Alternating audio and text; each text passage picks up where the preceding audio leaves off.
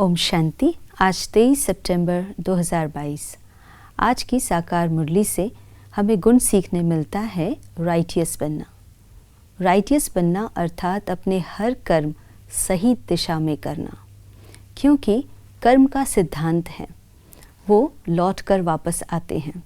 जो भी कर्म हम करते हैं वो कर्म अपने कर्ता का पीछा कभी नहीं छोड़ते हैं।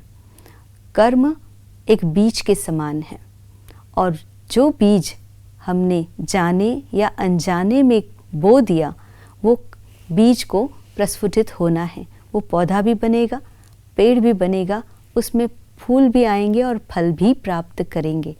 इसीलिए अपने कर्म करते हुए हमें अवेयर रहना है। किस प्रकार के कर्म हम करते हैं उसका रिटर्न वैसा ही हमें प्राप्त होता है। कर्म हमेशा लौट कर आते हैं। एक छोटी सी कहानी के द्वारा समझते हैं। एक गुरु थे, सिद्ध पुरुष थे।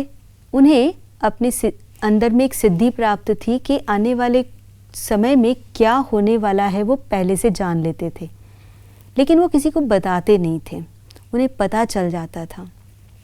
उनके साथ जो एक शिष्य रहता था वो उनका प्रिय शिष्य था और एक दिन ध्यान अवस्था में उन्हें ये पता चल गया कि उनका वो शिष्य 8 दिन के बाद मृत्यु को प्राप्त होने वाला है। अब गुरुजी का वो प्रिय शिष्य था, हर आज्ञा को वो मानता था, हर कार्य सही रीति से समय पर कर देता था। इसीलिए गुरु ने उस शिष्य को कहा कि तुम कुछ समय से अपने गांव में जाना चाहते थे, अपने मित्र संबंधियों को मिलना चाहते थे, आप मिलकर आओ। 8 दिन की छुट्टी देता हूँ, लेकिन 8वें दिन आपको आश्रम वापस ज़रूर आना है किसी भी हालत में। तो 7 दिन कैसे बीत गए वो जाने के लिए तैयार हो गया। जाते हुए रास्ते में एक नदी आई। उस नदी के किनारे पर वो थोड़ी देर बैठा।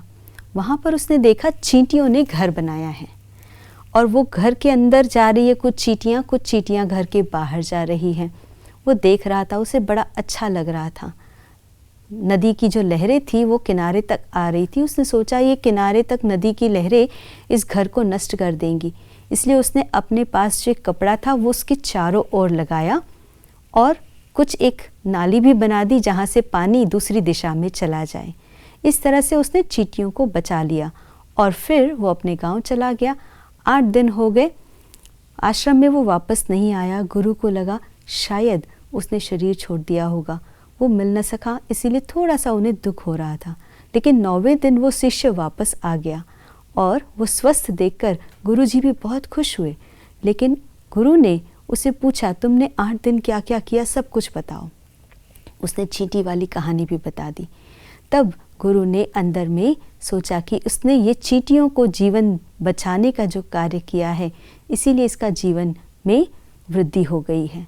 तो कहने का भाव ये था कि योग यानी अच्छे कर्म जो होते हैं हमारे, वो हमें हर तरह से आगे बढ़ाते हैं, मुसीबतों से भी बचाते हैं। हमें अपने कर्म की श्रेष्ठता को सदा बनाए रखना है। राइटियस कर्म करने हैं, कभी किसी को नुकसान दुख देने वाले ऐसे कोई कर्म नहीं करने हैं जो लौटकर हमें उसकी सज़ा खानी पड़े। इसलिए अपने कर्म पर अटेंशन दें और अपने जीवन को श्रेष्ठ बनाएं। आज के दिवस की यही शुभकामना। ओम शांति।